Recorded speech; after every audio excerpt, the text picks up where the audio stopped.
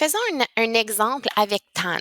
Donc, je cherche, résous le triangle PQR suivant, résous degré près et au dixième de centimètre près. Donc, ici, j'ai 5 comme côté QR et j'ai 8 cm comme côté QP. Je vais utiliser tan. Okay? Par exemple, je veux vérifier quelle est la mesure de P. Donc, quelle est la mesure de l'angle P en degrés. OK? Donc, je vais utiliser mon rapport tan. Tan de l'angle P, on le sait qu'il est égal au côté opposé, donc 5, sur le côté adjacent qui est 8. Donc, on le sait que c'est opposé. Donc, opposé qui est mon 5 et adjacent qui est mon 8 ici. OK? Donc, si on fait le calcul 5 divisé par 8, ça me donne 0,625. Donc, si tan de P égale à 0,625 et je cherche la valeur de mon P, j'ai juste à faire tan moins 1 de 0,625 pour trouver la mesure, désolée, pour trouver la mesure de l'angle P. Donc, tenez ta calculatrice. Donc, l'angle P devrait être égal à 32 degrés. Donc, P ici, 32 degrés. Aussi, donc ça ici, c'était ma première étape.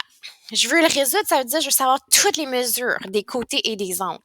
Si j'ai l'angle Q qui est égal à 90 degrés, j'ai l'angle P qui est égal à 32 degrés, moi, je sais que la somme de toutes mes angles est égale à 180.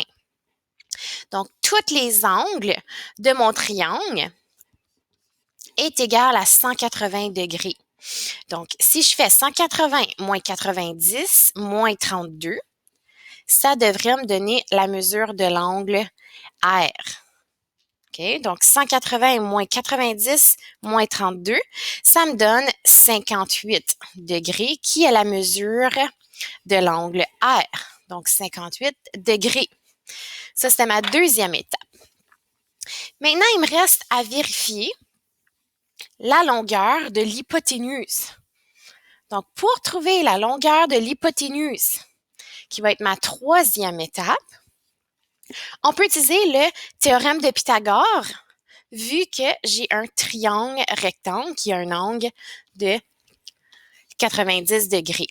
Donc, je connais 5 cm qui est la mesure de un de mes côtés. Je connais également la mesure de mon autre côté et je cherche mon hypoténuse. Donc, 8 va ici et 5 va ici. 5 à la 2, 25, plus 8 à la 2, 64, égale h à la 2. Ici, je fais mon 25 plus 64 qui me donne 89. OK? Pour enlever l'exposant, tu dois faire l'opération contraire qui est la racine. Donc ici, je fais la racine de 89 qui me donne 9,43. OK? Qu'est-ce qui est important quand on met la racine? Il faut toujours ajouter le plus ou moins. OK? Donc, ma réponse est plus ou moins. Par contre, dans les mesures, donc ici, on va toujours travailler avec la mesure positive de mon hypoténuse parce qu'on est en centimètres. On ne peut pas dire mon triangle mesure moins 4,5 cm, par exemple.